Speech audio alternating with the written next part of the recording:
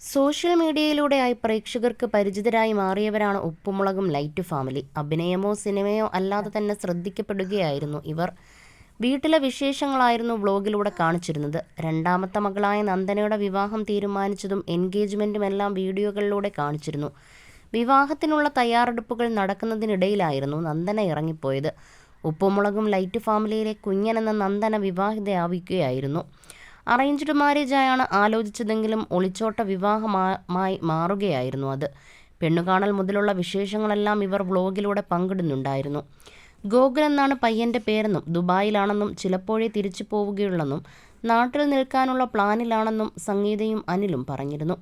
അച്ഛനും അമ്മയും സഹോദരനും അടങ്ങുന്ന കുടുംബമാണ്. അച്ഛൻ വിദേശത്താണ്, അനുജന് ജോലി ബാംഗ്ലൂരിലാണെന്നും അവർ പറഞ്ഞു.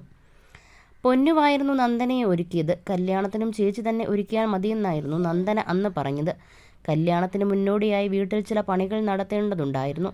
കല്യാണം സ്വന്തമായി നടത്തിയെങ്കിലും വീട്ടിലെ പണി ഇപ്പോൾ നടക്കുന്നുണ്ടെന്ന് അച്ഛനും അമ്മയും പറഞ്ഞിരുന്നു. പെട്ടെന്നൊരു സുപ്രഭാതത്തിലാണ് കുഞ്ഞിനും ഗോകുലും തുളസിമാല അണിഞ്ഞുള്ള ഫോട്ടോയുമായി എത്തിയത്. ഇതെന്താണ് ഇങ്ങനെയൊരു വിവാഹമെന്നായിരുന്നു എല്ലാവരും ചോദിച്ചത്. വീഡിയോയിലൂടെയായി സംഭവിച്ചതിനെക്കുറിച്ച് നന്ദന പറഞ്ഞിരുന്നു. മറുവശത്ത് അച്ഛനും അമ്മയും ചേച്ചിയും അവരുടെ ഭാഗവും വിശദീകരിക്കുന്നുണ്ടായിരുന്നു. ജീവിതത്തിൽ ഇത്രയധികം വേദന അനുഭവിച്ച നിമിഷങ്ങൾ ഉണ്ടായിട്ടില്ല. ഇനിയൊരമ്മയ്ക്കും ഇങ്ങനെയൊരു അവസ്ഥ വരാതിരിക്കട്ടെ എന്നായിരുന്നു ആ അമ്മ പറഞ്ഞത്. ഞങ്ങളുടെ കാര്യത്തിലെ പോലെ പ്രശ്നങ്ങളൊന്നും അവരുടെ കാര്യത്തിലില്ലായിരുന്നു. പിന്നെന്താണ് ഇങ്ങനെയൊരു തീരുമാനമെടുത്തതെന്ന് അറിയില്ലെന്നായിരുന്നു പൊന്നുവും പറഞ്ഞത്.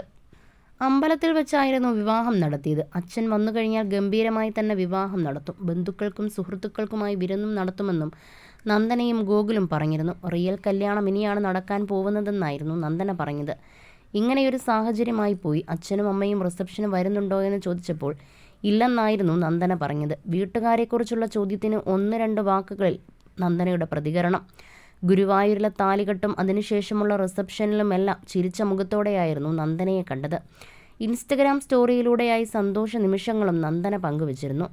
ഇതങ്ങനെയാണ് സാധിക്കുന്നതെന്നായിരുന്നു ചോദ്യങ്ങൾ. വീട്ടുകാരെ മിസ് ചെയ്യുന്നില്ലേ, അവരുടെ സങ്കടത്തെക്കുറിച്ച് ആലോചിക്കുന്നുണ്ടോ എന്നൊക്കെയായിരുന്നു ചോദ്യങ്ങൾ. വിവാഹ വീഡിയോയുടെ താഴെയായി ഇത്തരത്തിലുള്ള ചോദ്യങ്ങളുണ്ടായിരുന്നു. റിസപ്ഷനൊടുവിലായി പ്രിയപ്പെട്ടവരോടൊപ്പം ഡാൻസ് ചെയ്യുന്ന വീഡിയോയും നന്ദന പങ്കുവച്ചിരുന്നു.